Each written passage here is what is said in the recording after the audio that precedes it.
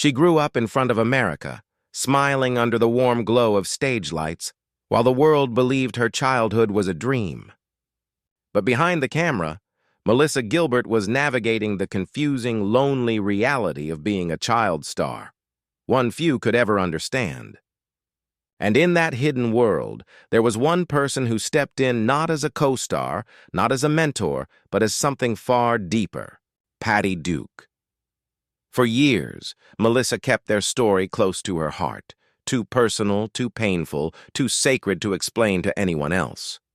Patty was the one who recognized the hurt she never said aloud, the pressure she carried, the fear of growing up while the world watched. Their bond was formed in quiet rooms, late-night conversations, and moments when the cameras weren't rolling. It was a bond built not from fame, but from survival. Now, at 61, Melissa is finally ready to speak. Not for attention, not for headlines, but to honor a woman who shaped her life in ways the world never saw. This is the truth she never told: the joy, the loyalty, the heartbreak, and the wounds that time never fully healed. Once you hear what Melissa has held in silence for decades, you may never look at either of them the same way again. Melissa Gilbert's childhood was not the wholesome, picture-perfect world that audiences imagined when they saw her on screen. In her memoir, Prairie Tale, she described her early life as a story told in fragments, pieces that didn't always fit together, truths wrapped inside other truths. She grew up surrounded by stories, but not all of them were real. Her life began in 1964 when she was placed for adoption shortly after birth. Her adoptive parents, Barbara Crane and Paul Gilbert, created a narrative to shield her from pain. But that very shield left her searching for clarity later in life. They told her that her biological mother was a brilliant ballerina and her biological father a respected scholar. But years later, Melissa discovered a different story entirely. Her mother had been a dancer, yes, but one struggling to survive. Her father had raced cars for a living. The glamorous tale she'd been given had been stitched together to feel more comforting than the truth.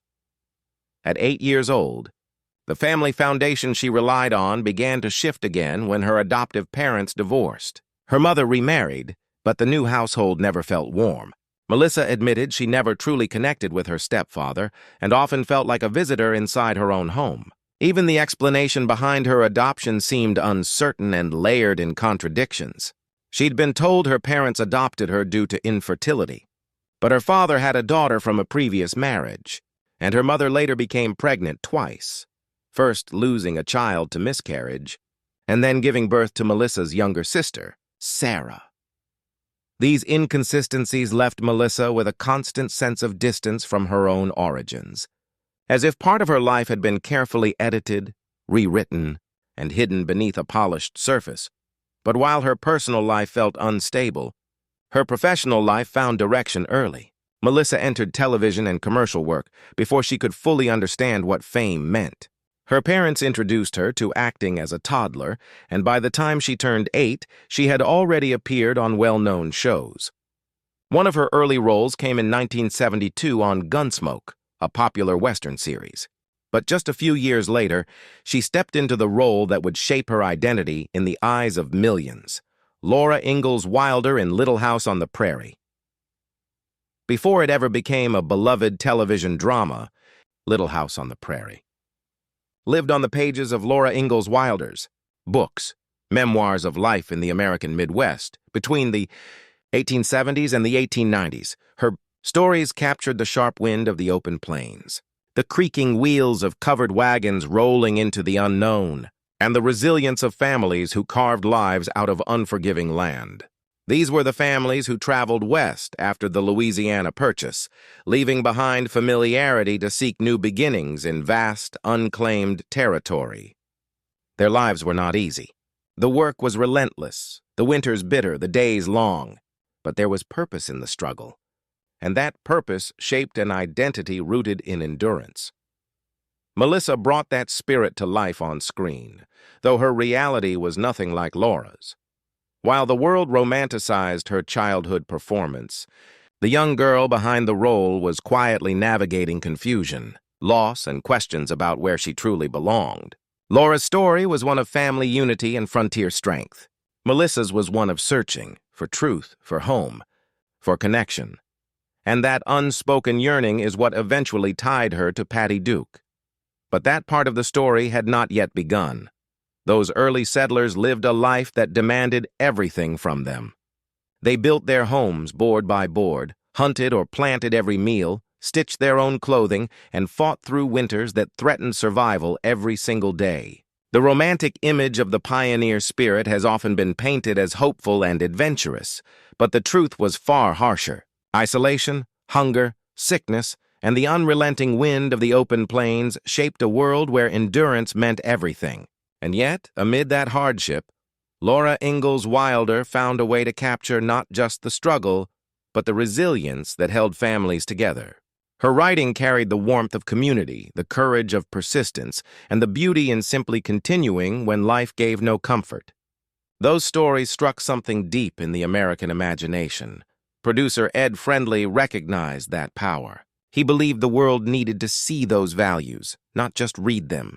So, with a carefully selected cast and a creative team capable of translating memory into emotion, he brought Wilder's world to television. And on September 11, 1974, Little House on the Prairie premiered, forever changing family television and introducing the world to a young girl named Melissa Gilbert. From that moment on, she became a face millions of families welcomed into their living rooms every week. But the world the audience saw was not the world Melissa was living. Being a child star in Hollywood is never simple. The spotlight that made Melissa beloved also brought expectations far beyond what any child should have to carry. While viewers saw innocence and warmth, Melissa was quietly struggling behind that image. As she entered her teenage years, the pressure, confusion, and emotional strain began to take hold. Like so many child actors before her, she turned to alcohol and drugs to numb the unseen weight. To the world, she remained the wholesome girl from the prairie. Behind the scenes, she was desperately trying to keep from falling apart. Part of that pain traced back to a wound she didn't fully understand until later in life. When she was 11, her adoptive father died. Her family told her it was a stroke. They wanted to protect her.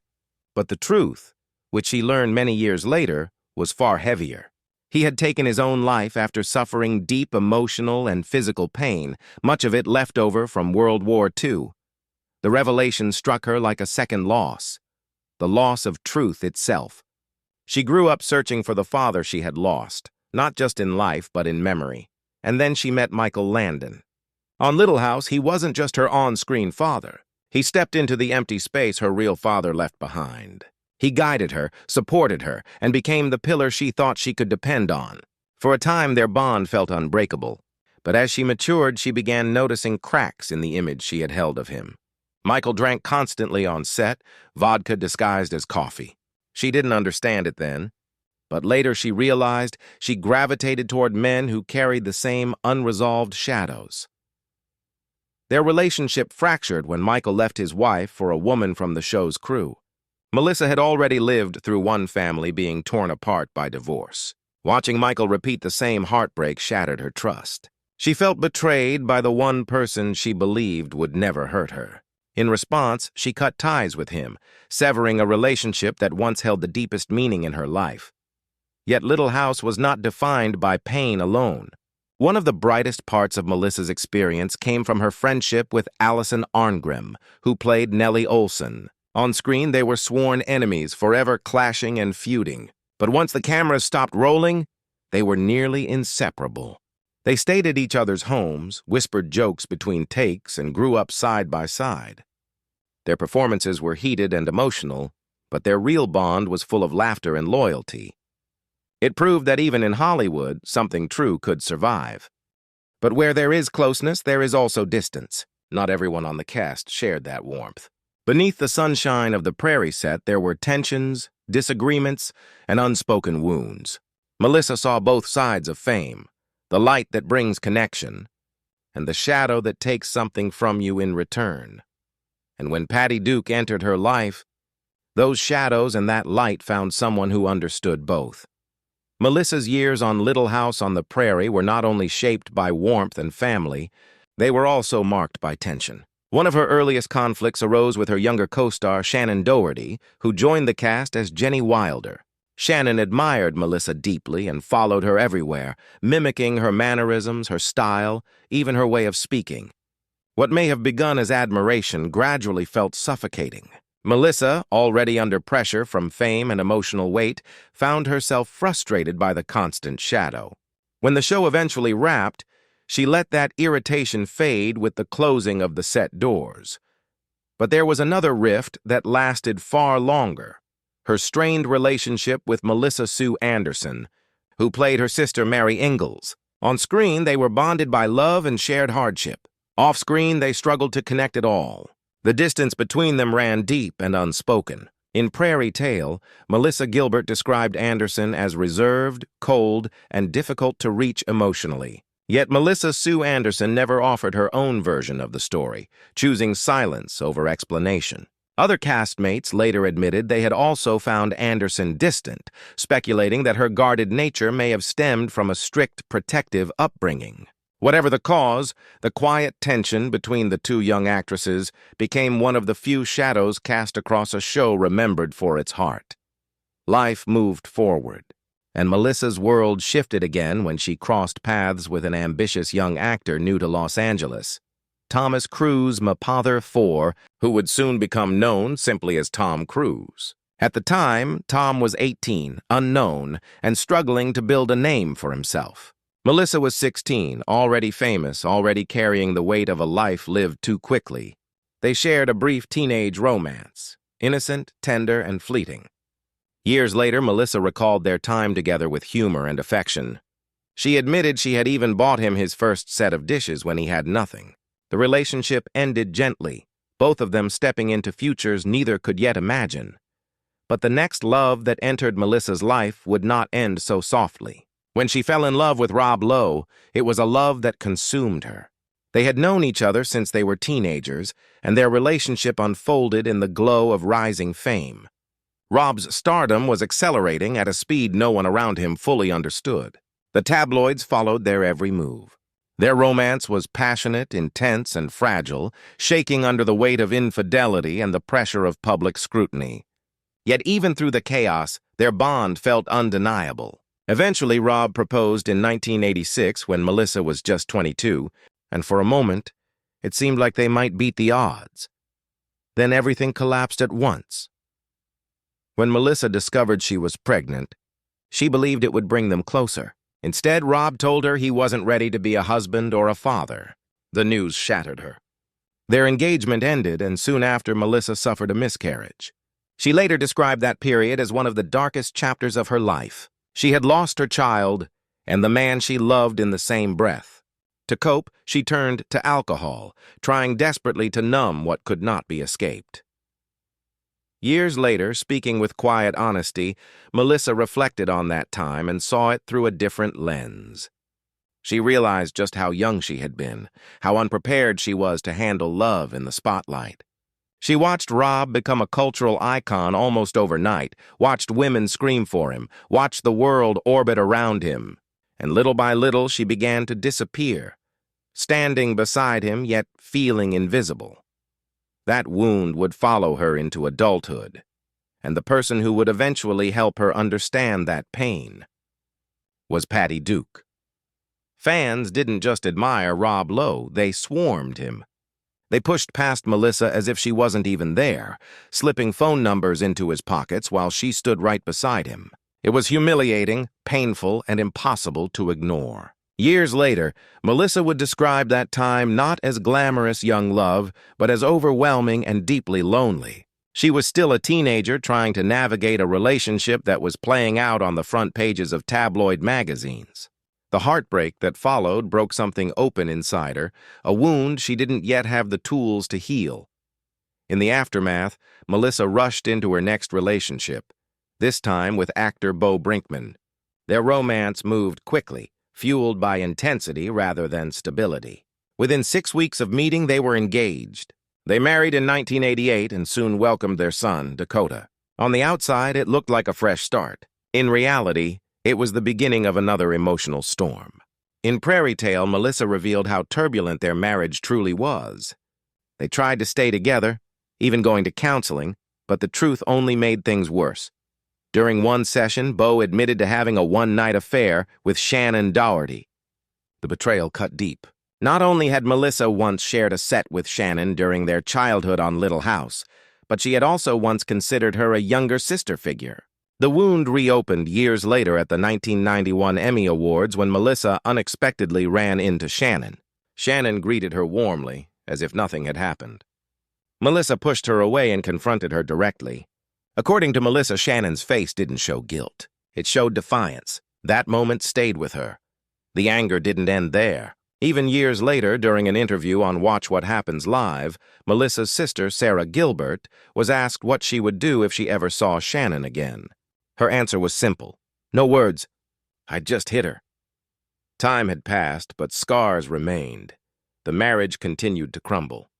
One night, while going downstairs to get milk for her baby, Melissa walked into her living room and saw Bo on the couch with another woman. The shock froze her. When Bo noticed her, he didn't apologize. He simply snapped at her for watching. Melissa later said their marriage had been doomed from the beginning, driven by insecurity, alcohol, and two people who never truly understood each other. But she also said she would never regret it. Without that relationship, she wouldn't have her son. By 1994, the divorce was final. But the bitterness didn't stop there. While Melissa was recovering from surgery and traveling in Austria with her new partner, actor Bruce Boxleitner, Bo called Child Protective Services claiming their nanny was abusing Dakota. The accusation was false, the case was dismissed, but the emotional blow was devastating. Investigators arrived at her home at her most vulnerable moment. The humiliation lingered. Meanwhile, her drinking spiraled. 2 bottles of wine a night became routine.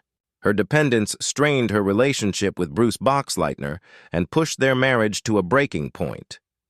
She kept working steadily, but none of it matched the success of her childhood.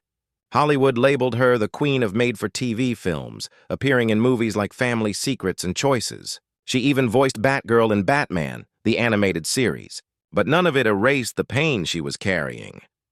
The turning point came the night she passed out in her dog's bed while entertaining a guest. It was a moment of quiet humiliation and clarity. But what truly changed everything was her son asking her to stop drinking. That was the moment that broke through the numbness. Melissa joined Alcoholics Anonymous. She began the slow, painful work of rebuilding. Sobriety didn't just give her back her health, it gave her back her identity. She rediscovered her voice, her self-respect, and her purpose. And once she was standing on her own again, she finally began to understand, deeply and fully, the woman who had once protected her, guided her, and understood her pain before she ever learned how to name it. Patty Duke, the one person who recognized her long before she recognized herself. Their story was about to come full circle. In 2008, Melissa stepped back into a world that had defined her childhood, but this time, she wasn't playing Laura. She was stepping into the shoes of Ma Ingalls, the role once held by her on-screen mother figure, Karen Grassel. It was more than a performance. It was a full-circle moment. She toured across the country, pouring herself into the part with the emotional weight of someone who had lived every layer of the character's resilience. The audiences saw a strong, steady Ma. What they didn't see was the pain she was hiding backstage. During the tour, Melissa began feeling a stabbing pain in her back. At first, she dismissed it as exhaustion, a temporary ache she assumed would fade with rest. But the pain sharpened, deepened, and followed her from city to city. She told herself she would push through. She always had. But eventually, the pain was impossible to ignore. When she finally went to the hospital, the truth hit her harder than she imagined. She had been performing for months with a fractured spine. Night after night, she stood under stage lights, breathing through pain that would have sent most people to bed. When her cast and crew learned what she had endured, they were stunned. It wasn't just determination. It was the grit of someone who had spent an entire lifetime surviving quietly. After the musical ended, Melissa underwent surgery to repair her back. But recovery came with its own heartbreak. Her marriage to Bruce Boxleitner was already fragile, strained by years of emotional distance. During her healing, she realized something that had been building for years. Bruce was not a nurturer. not someone who could offer comfort or presence when she needed it most. The fracture in her back was healing, but the fracture in their marriage had grown too wide to mend. Long before the surgery, Melissa had sensed their relationship slipping away. In her memoir, she admitted to developing an emotional attachment to a co-star while filming Seduction in a small town. It wasn't physical, but it was a sign that she was trying to feel understood somewhere outside her marriage. She said she poured her heart out to the wrong person, not because she wanted to betray Bruce, but because she was lonely and disconnected. They tried therapy. They tried to rebuild, but love without emotional safety cannot hold. By 2011, the marriage came to an end. The divorce hit Melissa hard. She entered a phase many people do after losing something that once held their identity. She reinvented herself suddenly, dramatically, and completely. She changed her hair, bought a sports car, dated a younger man. Looking back, she described it as losing her footing, as if she was trying to outrun emptiness. Psychologists say this is common. When someone loses a relationship, they don't just lose a partner. They lose the version of themselves that existed in that relationship. The instinct is to replace the void quickly, to change, to feel alive again. Dr. Sam Hoffey explained that this kind of reinvention is not irrational, it's human. But the real healing, he said, comes from slowing down, feeling the grief, learning from it, not running from it. Melissa understood that later. She doesn't look back with regret. Every choice she made, even the messy ones, brought her closer to who she was becoming. Healing isn't always graceful. Sometimes it looks like chaos before it looks like peace. Her back surgery was successful. She recovered, though she joked afterward that she came out of the operating room just a little shorter. But fate wasn't done testing her strength. Her health battles weren't over. Her story was not yet through the fire, and the next chapter would push her resilience to its absolute limit. Melissa joined, Dancing with the Stars in 2012, determined to prove that she was still strong, still capable, still unbreakable. She trained hard, partnered with her professional dancer, and stepped onto that ballroom floor with the same courage she had shown her entire life. But midway through the season, something went terribly wrong. During a live routine, her body suddenly gave out. The audience couldn't see exactly what happened. The cameras didn't capture a dramatic fall, but Melissa collapsed, dazed and disoriented, and medical staff rushed her backstage. She later explained the truth on Twitter. She had suffered a concussion and severe whiplash in the middle of the dance. Her representative confirmed she had struck the back of her head on the floor, and castmates recalled the exact moment her balance slipped. Some fans, reviewing the footage frame by frame, argued that there was no visible impact. But medical experts stepped in to clarify, a concussion doesn't always require a direct blow to the head. The brain can slam against the skull simply through force, like being thrown forward inside a car before the seatbelt catches. And given Melissa's history of spinal injuries, the fast, snapping movements of the dance were more than enough to cause damage. The aftermath was devastating. Melissa learned she had 2 herniated discs, requiring a 3rd major spinal surgery. The fusion didn't heal properly, and the hardware implanted in her spine began grinding into the vertebrae above and below it. She lived with constant pain. And just when her body was still trying to recover, another blow struck. While staying at a rented house, the balcony she was standing on suddenly collapsed beneath her. It was yet another trauma in a long chain of injuries that followed her for years. But this part of Melissa's story isn't about pain. It's about connection, and how one person understood her in a way no one else ever had. At 61, Melissa Gilbert finally spoke openly about Patty Duke. The two first came together in the 1979 film The Miracle Worker, where they portrayed Helen Keller and Anne Sullivan, a teacher and student fighting toward communication, strength, and identity. Their performances were fierce, intimate, and unforgettable. Over a decade later, they reunited for the CBS film Family of Strangers in 1993. Patty flew down from Idaho for the project, eager to see Melissa again. She said it was like no time had passed. The bond was still there, quiet, steady, familiar. In the film, Melissa played a young woman who discovers she was adopted after a medical emergency forces the truth into the open. William Shatner played her adoptive father. Patty played the biological mother whose life had been shaped by trauma, rape, confusion, and unanswered questions about who her child's father really was. The film was emotional, raw, and intimate, and it mirrored the personal histories of both actresses in ways most viewers never realized, because Melissa and Patty shared something profound. They knew what it meant to be famous before you understood yourself. They knew what it meant to have adults making decisions for your life. They knew what it meant to be shaped and scarred by childhood under a spotlight.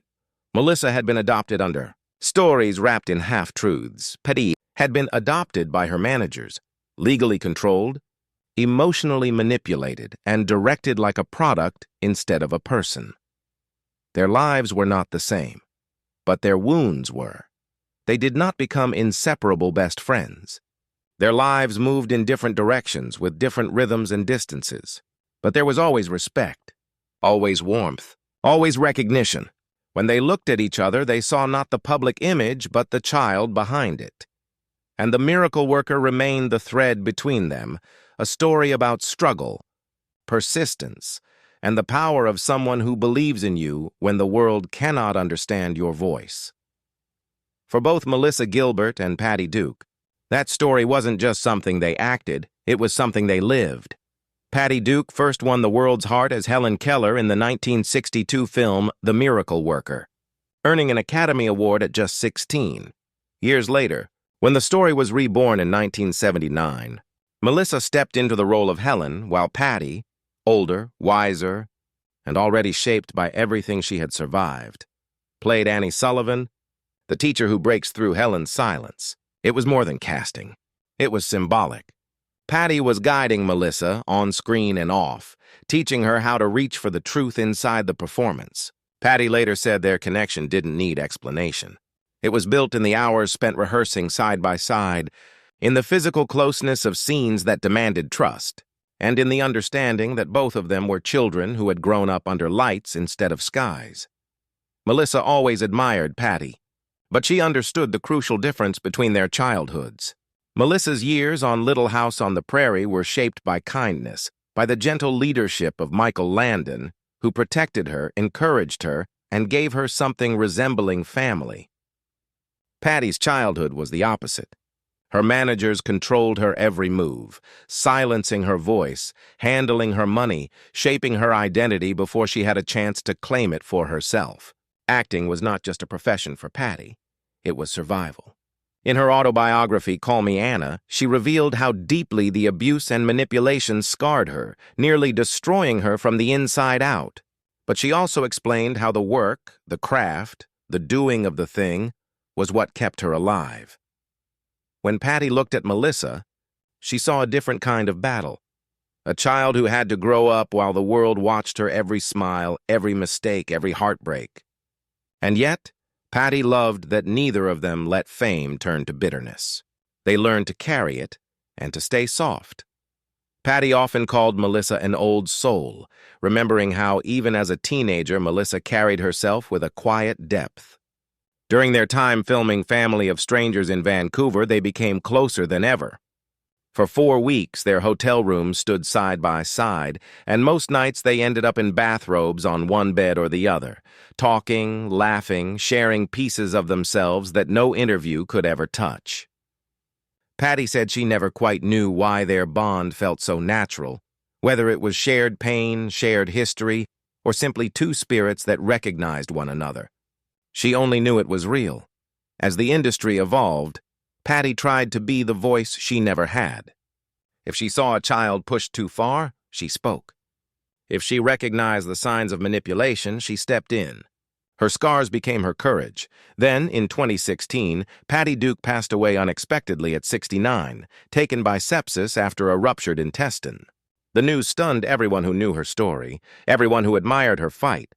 Her family described her not just as an artist, but as someone who devoted her life to lifting others, especially those living with mental health struggles. She had survived the darkness that tried to break her, then turned around and lit a lamp for others walking through it. For Melissa, the loss was personal. Patty Anna was more than a co-star. She was a guide, a mentor, a second mother. In her tribute, Melissa wrote that Patty helped shape the woman she became, teaching her not just how to act, but how to feel deeply and live honestly. She praised Patty's humor, her generosity, her fierce resilience, and her bravery in speaking openly about mental illness long before the world was ready to listen. Melissa quoted Helen Keller to describe her grief. "The best and most beautiful things in the world cannot be seen or even touched. They must be felt with the heart." For Melissa, Patty Duke was one of those unseen, unforgettable things, not a memory that fades, but a presence that stays.